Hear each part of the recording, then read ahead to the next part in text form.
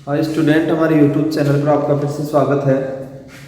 बच्चों, हमारा टॉपिक चल रहा था सारणिक और हम क्वेश्चन कर रहे थे प्रश्नावली 4.2 के। तो 4.2 का अंतिम सवाल है। क्वेश्चन नंबर 12 तक हमने सॉल्व कर लिए थे। आज हम जो क्वेश्चन ले रहे हैं वो है क्वेश्चन नंबर 13। क्वेश्चन नंबर 13, इसमें देखो डेल्टा इक्वल टू दिया हुआ है। ऐसे एक सारणिक है A1 B1 C1 A2 B2 C2 A3 B3 और C3। ठीक है, में capital A1 capital B1 capital C1 dash dash dash आदि क्रमशः अवयवों के सेकंड हैं तो सिद्ध कीजिए। आपको ये सिद्ध करना है कि डेल्टा स्क्वायर इक्वल टू है A1 B1 C1 A2 B2 C2 A3 B3 C3। ठीक है, तो देखिए किस तरीके से हम सिद्ध करेंगे। यहां पर A1 B1 C1 इस सारणिक के अवयव हैं और यहां पर जो A1 B1 C1 है ये संगत अवयवों के सहखंड हैं। यानी कि जो ये कैपिटल A1 है ये A1 का क्या है, सेकंड है। ठीक है, यहां पर दिया हुआ आपकी बुक में कि A1 B1 और जो C1 है एंड सो ऑन सारे के सारे A2 B2 C2 क्रमशः A1 B1 और C1 के क्या है, सेकंड है। ठीक है, तो यहां पर डेल्टा स्क्वायर क्या है, डेल्टा स्क्वायर है डेल्टा के अवयवों के सेकंड से बनने वाली सारणी। ये सेकंड से बनी हुई सारणी है। जैसे सेकंड को हम क्या बोलते हैं, एफ नहीं बोलते हैं, कोफैक्टर। A11 का सेकंड क्या होता था, F11 होता था। A12 का सेकंड क्या होता था, F12 होता था। वैसे ही यहां पर A11 की वैल्यू क्या है, A1 है और F11 की वैल्यू क्या है, कैपिटल A1। ठीक है, तो ये यहां पे आपको ध्यान रखना है। शायद आपको याद भी होगा कि हम सेकंड कैसे ज्ञात करते हैं। पहले हम क्या निकालते हैं, उपसारणिक निकालते हैं और यदि उपसारणिक के पहले आप चिन्ह लगा देते हो तो वो क्या होता है बच्चों, सेकंड होता है। जैसे कि मैं यहां पर बोलूं कि A1 का सेकंड क्या होगा, तो A1 का सेकंड वो हमारे हिसाब से हम यहां पे लिख रहे हैं A1 का सेकंड, तो हमारे हिसाब से A1 का सेकंड क्या होगा, कैपिटल F1 होगा। और तरीका इसमें क्या रहेगा, जिसका सेकंड आप याद कर रहे हो वो अवयव जिस पंक्ति में उसको छोड़ दीजिए, जिस स्तंभ में उसको छोड़ दीजिए। ठीक है, अब यहां पर ये 4 अवयव बच गए, तो इसमें मुख्य विकर्ण के अवयवों को गुणा करते हैं B2 C3 माइनस बच गए उनको गुणा करेंगे B3 C2। ठीक है, ये तो है आपकी उपसारणी। और इसके पहले यदि आप चिन्ह लगा देते हो तो वो क्या बन जाएगा, सेकंड बन जाएगा। चिन्ह किसके हिसाब से लगता है, अवयव के हिसाब से लगता है। अवयव कौन सी पंक्ति में है, पहली पंक्ति, और कौन से स्तंभ में, पहले स्तंभ में है, तो योग कितना आया, 2 और 2 एक सम संख्या है। और जब योग सम आता है तो चिन्ह बच्चों कौन सा लगता है, प्लस का ही लगता है। तो यहाँ पर प्लस का चिन्ह पहले से है। और वैसे भी आप जानते हो कि A11 का जो सेकंड होता है, यहाँ पर मैं A1 को A11 बोल सकता हूँ, सेकंड क्या होता है, F11 होता है।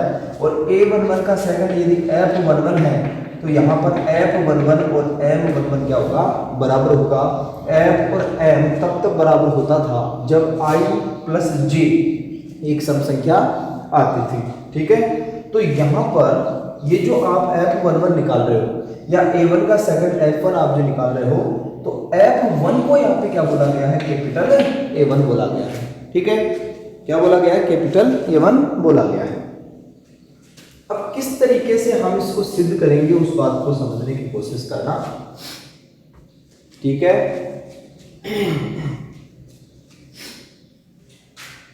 किस तरीके से हम इसको समझते हैं।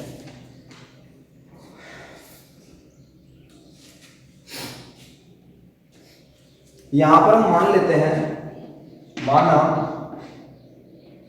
डेल्टा डैश, ये तो डेल्टा है और मैं यहां पर दूसरी सारणी मान रहा हूं, सारणी जिसका नाम है डेल्टा डैश। और डेल्टा डैश क्या है, डेल्टा डैश है इसके अवयवों के सेकंड से बनने वाली सारणी। मतलब A1 B1 C1 A2 B2 C2 A3 B3 और C3। ये यहाँ पर हमने मन से माना है, ठीक है, माना डेल्टा डैश बराबर ये है, ठीक है। इसको आप भूल जाइए थोड़ी देर के लिए, ये तो आपको सिद्ध करना है, और ये सिद्ध करने के लिए आपको इसमें क्या मानना पड़ेगा, डेल्टा डैश मानना पड़ेगा। और यहाँ पर जो डेल्टा डैश होगा वो क्या होगा, सेकंड से बनी हुई सारणी। जैसे A1 का सेकंड क्या है बुक में, A1 है, कैपिटल A1 है आपके क्वेश्चन में, और B1 का सेकंड क्या है, कैपिटल B1 है। अब मैं यहाँ पर क्या कर रहा हूँ, डेल्टा इंटू डेल्टा डैश निकाल रहा हूँ, डेल्टा इंटू डेल्टा डैश निकाल रहा हूँ। तो डेल्टा लिख लीजिए, डेल्टा क्या है, A1 B1 C1 A2 B2 C2 A3 B3 और C3, ठीक है। फिर इसका मान लिखोगे डेल्टा डैश का, तो कैपिटल में आ जाएगा, सारे के सारे एलिमेंट किसमें होंगे, कैपिटल में होंगे, ठीक है। यहाँ पे आएगा A3 B3 और C3। अब आप देख सकते हो कि दो सारणिकों के बीच में गुणा का चिन्ह है, इसका मतलब इन दोनों को हमें क्या करना है, गुणा करना है। और गुणा करना तो आपको अच्छी तरीके से आता होगा, जैसे हम अवयव को गुणा करते हैं सेम इसी तरीके से इसको भी क्या करते हैं, गुणा करते हैं, अवयव के जैसे इसको गुणा करते हैं। तो यहाँ पर हो जाएगा delta dot delta dash equal to, कैसे गुणा करोगे, पंक्ति को स्तंभ से गुणा करते हैं। तो ये वाली जो पंक्ति है इस वाले स्तंभ से गुणा होगी, तो यहाँ पर क्या आएगा, यहाँ पे आएगा संगत अवयव को गुणा करना है, बीच में प्लस का चिन्ह लगाना है। तो A1 capital A1 B1 capital B1 sorry B1 और यहाँ पे है कैपिटल A2, और यहाँ पर है C1 कैपिटल A3। इस तरीके से ये होगा, ठीक है।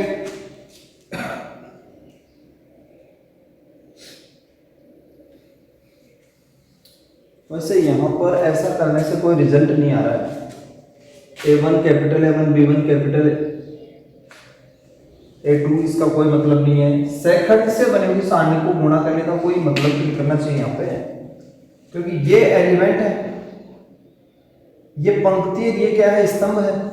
जबकि पंक्ति को पंक्ति से गुणा करने पर ही कोई रिजल्ट निकलता है। मैंने आपको अच्छे तरीके से बताया था, याद होगा, कि यदि किसी पंक्ति के अवयवों को उसी पंक्ति के सेकंड से गुणा करते हैं तो जो आंसर आता है वो सारणी का मान होता है, डेल्टा के बराबर होता है।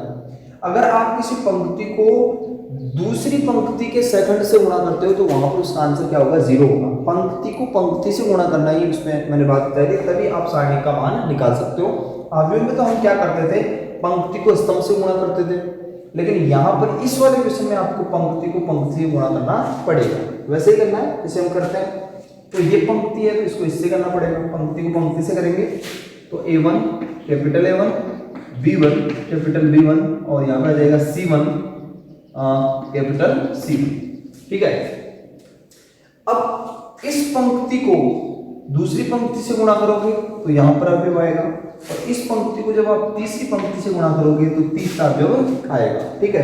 लेकिन आपको ये पता होगा कि जब किसी पंक्ति को दूसरी पंक्ति के सेकंड से गुणा करते हैं तो उसका आंसर कितना होता है, जीरो होता है। अरे पता होगा ना, जब डेल्टा बराबर ये सूत्र होता था आपका A11 F11 plus A12 F12 plus A13 F13, ये तो बताया था मैंने, पीछे वाला वीडियो देख लेना एक बार। तो ये किसके बराबर होता था, डेल्टा के बराबर होता था। और यहाँ पर यदि मैं ऐसा कर दूं A11 A12 A13, ये प्रथम पंक्ति के क्या है, अवयव है, लेकिन इसको दूसरी पंक्ति के सेकंड से गुणा कर दें, मतलब दूसरी पंक्ति का सेकंड क्या होगा, F21 F22 और F23, और बीच में प्लस का चिन्ह लगा दें, तो ऐसा करने पर आंसर कितना आता है, जीरो आता है। आंसर कितना आता है, जीरो आता है, ठीक है। तो फिर यहां पर आप प्रथम पंक्ति को दूसरी पंक्ति के सेकंड से गुणा करोगे तो आंसर कितना आएगा, जीरो। और जब प्रथम पंक्ति को दूसरी पंक्ति के तीसरी पंक्ति के सेकंड से गुणा करोगे तो आंसर कितना आएगा, जीरो, ठीक है। अब देखो, वही दूसरी पंक्ति और पहली पंक्ति को गुणा करना है, तो दूसरी पंक्ति को पहली पंक्ति के सेकंड से गुणा करोगे तो आंसर कितना आएगा, जीरो। तो यहाँ पे कितना लिख दिया, जीरो लिख दिया। अब दूसरी पंक्ति को दूसरी पंक्ति से ही गुणा करोगे तब मान आएगा A2, यहाँ पे ये रहेगा, फिर B2 कैपिटल B2 और फिर C2 और कैपिटल C2, और आंसर कितना हो जाएगा यहाँ पे, जीरो। सेम इसी तरीके से यहाँ पर जीरो, यहाँ पर जीरो। क्योंकि जब आप तीसरी पंक्ति को पहली पंक्ति से गुणा करोगे तो 0, यहाँ पर भी 0 और यहाँ पर आ जाएगा तीसरा अवयव क्या होगा, यहाँ पे A3 capital A3, B3 capital B3 और C3 कैपिटल C3। ठीक है, अब ये किसको यहाँ पर प्रदर्शित करेगा, ये यहाँ पर किसको प्रदर्शित करेगा, सारणिक के मान को। और सारणिक क्या है, ये है, तो सारणिक का मान क्या दिया हुआ है, डेल्टा दिया हुआ है, तो मैं यहाँ पर क्या लिख सकता हूँ, डेल्टा लिख सकता हूँ, लिख सकता हूँ ना डेल्टा। तो देखो क्या होगा, delta dot delta dash equal to, यहाँ पर क्या आ गया, डेल्टा 0 0, यहाँ पर 0 डेल्टा 0 0 0 डेल्टा। अब इस वाले पंक्ति में से क्या को बना रहा है, डेल्टा को बना रहा है, यहाँ से भी डेल्टा को बना रहा है, यहाँ से भी डेल्टा को बना रहा है। तो डेल्टा कितनी बार बाहर आएगा, 3 बार डेल्टा बाहर आएगा, मतलब डेल्टा क्यूब हो जाएगा। अंदर यहाँ से डेल्टा जब बाहर गया तो 1 0 0 0 1 0 और 0 0 1। और ये क्या है बच्चों, एक सारणिक है, और वो भी कौन सी सारणिक है, इकाई सारणिक है। ठीक है, तो इसका मान क्या होगा, 1 होगा। तो यहाँ पर जो आंसर आया हुआ है delta dot delta dash equal to delta cube, और यहाँ से ये डेल्टा की घात 1 है, ये 3 घात है, तो यहाँ 1 घात से 3 घात काटोगे तो डेल्टा डैश इक्वल टू क्या आएगा, डेल्टा स्क्वायर आएगा। और डेल्टा स्क्वायर क्या है, ये तो है, और डेल्टा डैश भी आपने क्या माना था, मतलब आपको ये सिद्ध करना था कि डेल्टा स्क्वायर और डेल्टा डैश बराबर ही है। तो यहाँ पर वही तो रिजल्ट आया है, डेल्टा स्क्वायर बराबर डेल्टा डैश। और डेल्टा डैश क्या है, ये जो आपने माना है यहाँ पे, एक बार फिर से समझ लेना। ये था डेल्टा सारणिक है, और आपको सिद्ध क्या करना है कि डेल्टा स्क्वायर का जो मान होगा वो इनके अवयवों के संगत सेकंड से बनी हुई सारणी होगी। ठीक है, तो आपने डेल्टा डैश मान लिया, डेल्टा डैश क्या माना है, इनके सेकंड से बनने वाली सारणी। फिर डेल्टा इंटू डेल्टा डैश निकाल दिया। यहाँ पर ध्यान ये रखना है कि पंक्ति को पंक्ति से गुणा करना है, जिस पंक्ति को स्तंभ से गुणा करके नहीं लिखते थे, वैसे पंक्ति को पंक्ति से गुणा करना है। प्रथम पंक्ति को जब इन पंक्तियों से गुणा करोगे तो यहाँ पर पहली पंक्ति आ जाएगी, और दूसरी पंक्ति को जब तीनों पंक्तियों से गुणा करोगे तो यहाँ पर दूसरी पंक्ति आ जाएगी। ठीक है, तो ये 0 कैसे होना है यहाँ पर ये पता चल गया। तब तक 0 बनेगा जब आप किसी भी पंक्ति को दूसरी पंक्ति के सेकंड से या अन्य पंक्ति के सेकंड से गुणा करोगे, तब आंसर कितना आएगा, 0 आएगा। ठीक है, तो इस तरीके से ये क्वेश्चन करना था।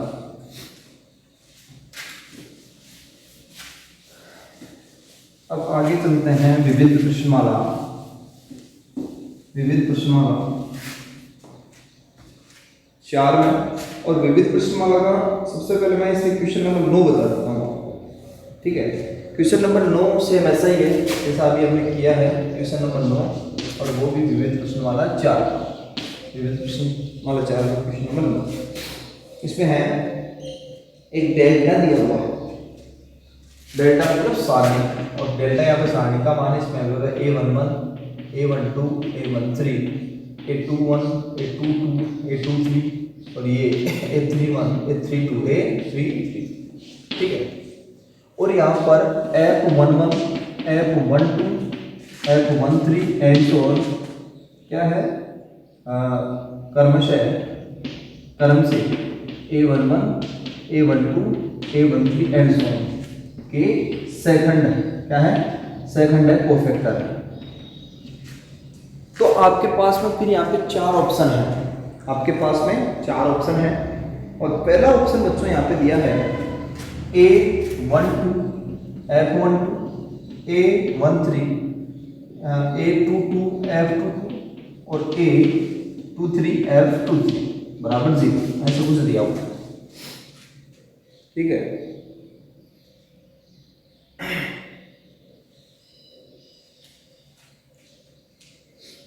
A12 नहीं, ये वाला स्तंभ है इसमें, तो ये वाला स्तंभ लिया है, तो यहाँ पे ये ले लिया, फिर इसके साथ में ये आ गया, ये और आ जाएगा A32, तो यहाँ पे क्या होगा 32। अब मेरे को बताइए कि ये ऑप्शन सही है क्या, ये ऑप्शन, ये बिल्कुल गलत है, क्योंकि मैंने आपको बताया था जब हम किसी सारणिक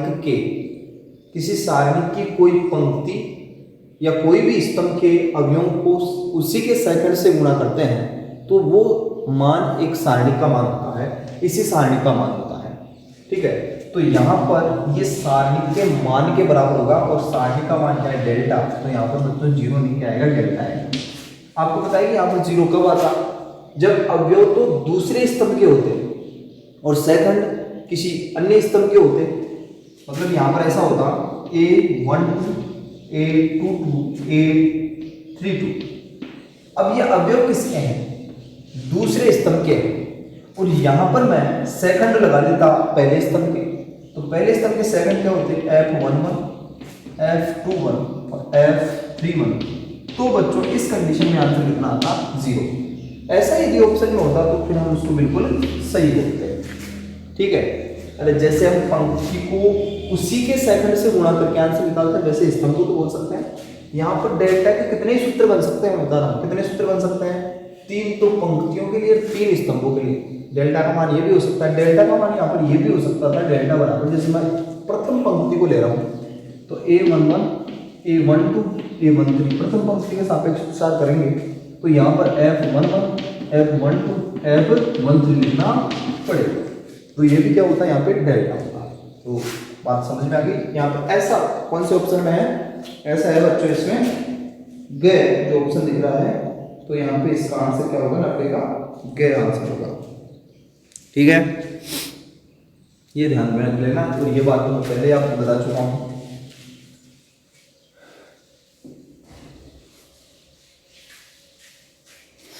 नेक्स्ट क्वेश्चन, पहला क्वेश्चन आप खुद कर सकते हो, दूसरा भी कर सकते हो, तीसरा देखना। तीसरा क्वेश्चन बिल्कुल सिंपल है।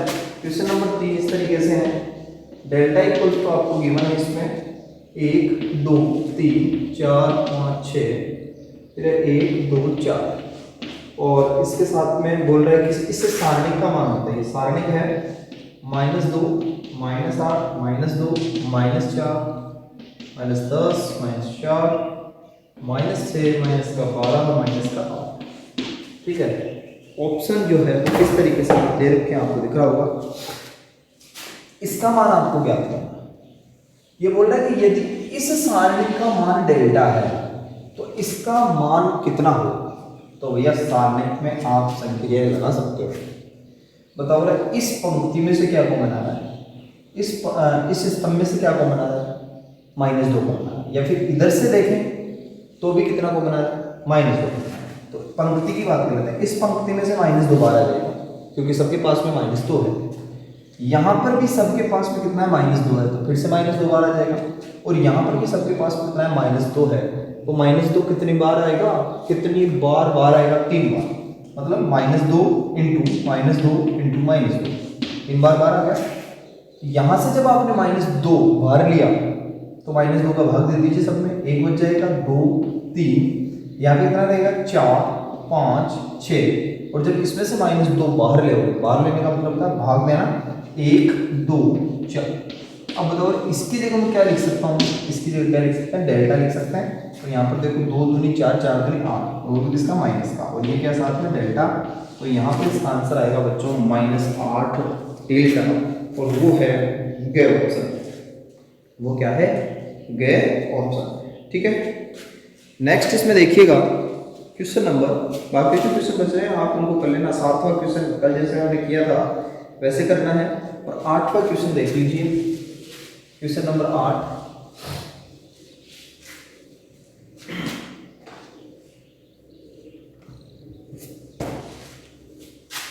बच्चों 8वां क्वेश्चन है इसमें, क्वेश्चन नंबर 8। क्यों मैं बता रहा हूँ, 4 1 2 1 स्क्वायर, यहाँ पे 3 2 1 x, और यहाँ पे -x 3 -2 1, और यहाँ पे हल करके किसका मान निकालना बच्चा, x का मान। ये क्वेश्चन है सारणिक में, और यदि ऐसा एक क्वेश्चन आव्यूह में होता तो फिर बच्चों अलग तरीके से करते हैं, और ये क्वेश्चन सारणी में है तो अलग तरीके से करेंगे। मतलब ये क्वेश्चन यदि इस तरीके से होता, यहाँ पे आव्यूह होता इस तरीके से, ये भी आव्यूह होता, और माइनस ये भी क्या होता, आव्यूह होता। लेकिन ये तो क्या है, सारणिक है, और फिर इसमें x का मान पूछता तो आप क्या करते, इसमें बात को समझना देखें। इसका मतलब क्या है, आव्यूह के ऊपर स्क्वायर लगाने का मतलब क्या है, पहले आप इसी आव्यूह को इसी आव्यूह से गुणा करते हैं, ठीक है। फिर यहाँ पे संगत अवयव में से घटा के लिखते हैं इस तरीके से, और गुणा करने के बाद में संगत अवयवों को क्या करते हैं आप, बराबर करते हैं, ठीक है। क्योंकि दो अवयव बराबर कब होते हैं, जब उनके संगत अवयव और कोटियां बराबर होती है। तो आप यहाँ पर इसको इसी से गुणा करके एक अवयव बनाते हैं, इधर भी एक अवयव बन जाता, और संगत अवयवों को बराबर करके आप किसका मान निकाल लेते हैं, x का मान निकाल लेते हैं, ठीक है।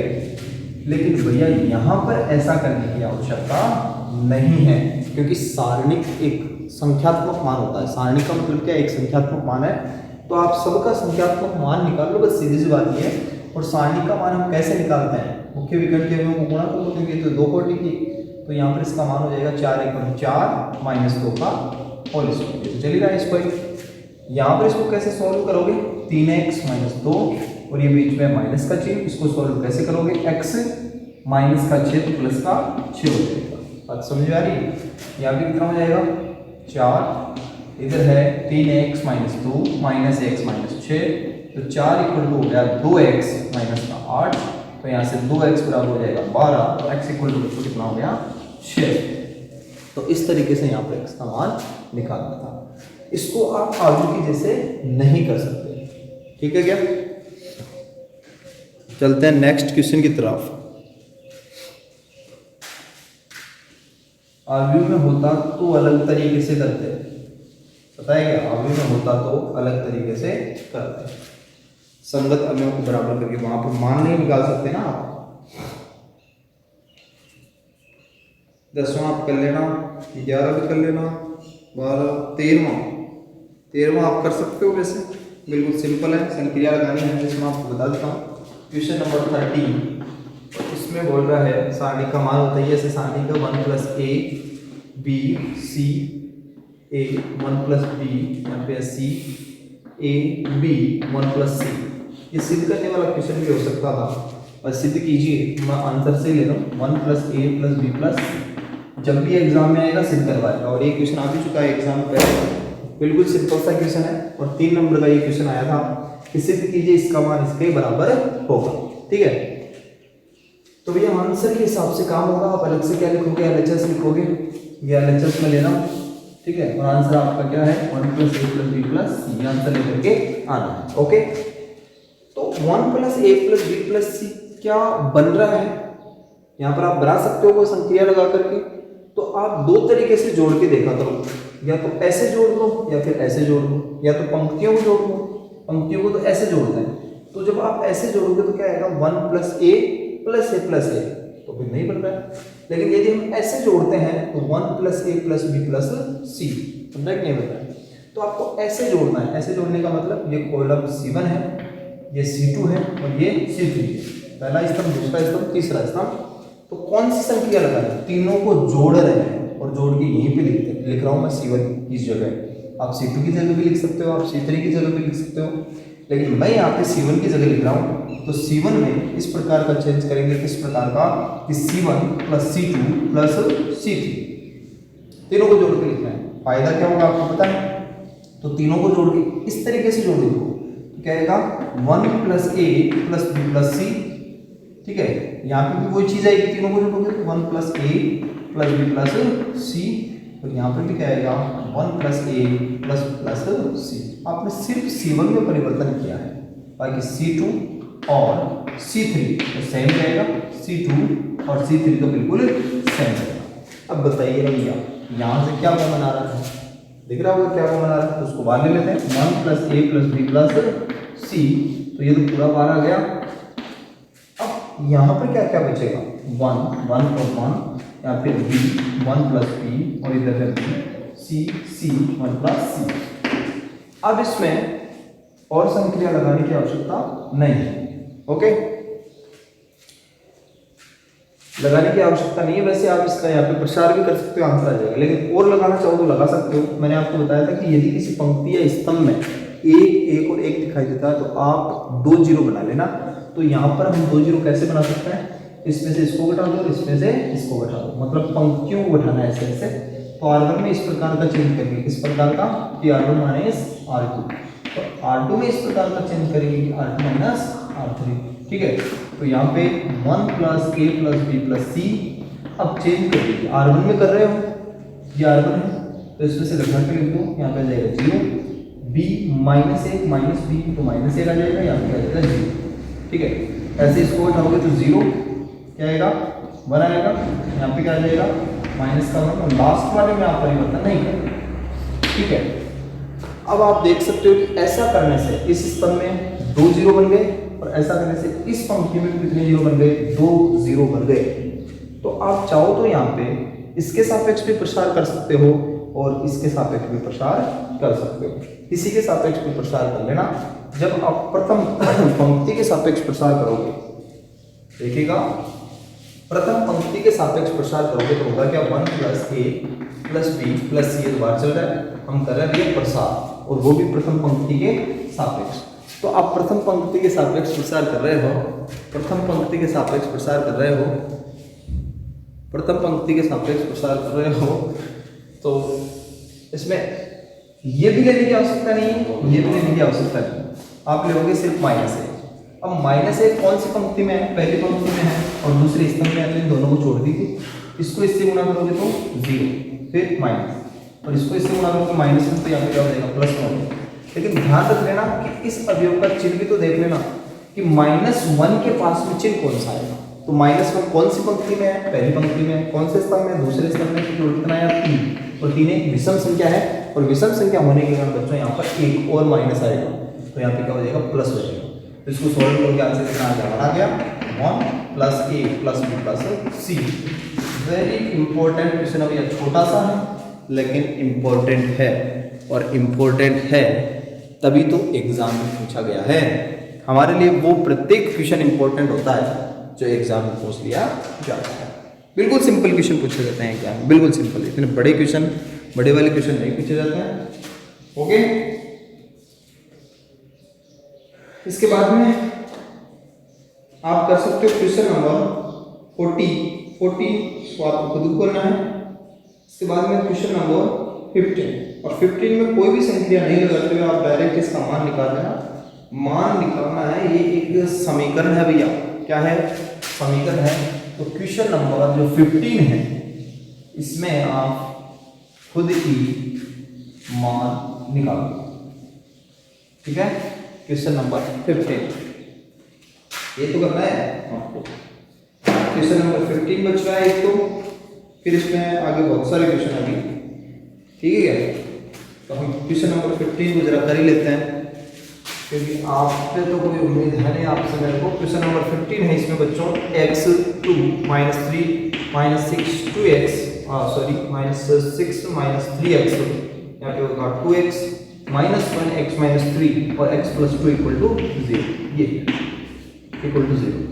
ठीक है, अब ये सिद्ध करने वाला कोई क्वेश्चन नहीं है। पता चला आप इसको सिद्ध करने बैठ गए, ये LHS ले रहे हो, लास्ट में 0 लेकर के आ भी गए, LHS बराबर RHS सिद्धम।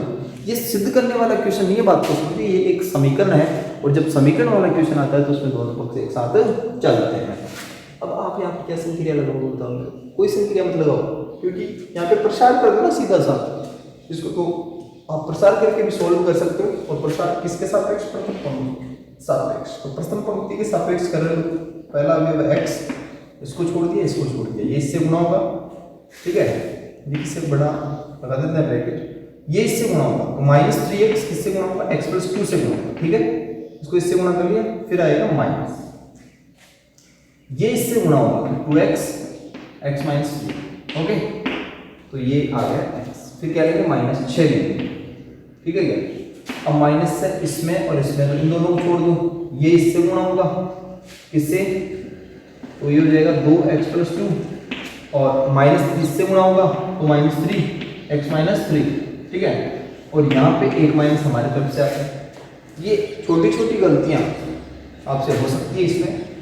और फिर आएगा कितना? -1, तो -1 ले लिया, इसको छोड़ दिया, इसको छोड़ दिया, यहाँ पर ये इससे गुणा होगा तो कितना होगा? 4x होगा, ये इससे गुणा होगा तो कितना होगा? 9x, तो माइनस का 9x बराबर में क्या चल रहा है? 0। अब चिन्ह देख लीजिए, यहाँ पे आता है प्लस, यहाँ पे क्या आता है माइनस। ये माइनस तो ये वाला है, हमारी तरफ से भी एक माइनस आएगा तो क्या हो जाएगा? प्लस। और यहाँ पे क्या आता है? प्लस, तो प्लस और माइनस माइनस। अब इसको पूरा सोल्व करके आपको क्या करना है? x का मान निकालना है। यहाँ पे क्या बनेगी? एक द्विघात, सॉरी यहाँ पे बनेगी एक त्रिघात। त्रिघात को सॉल्व करके आपको x का मान निकालना है।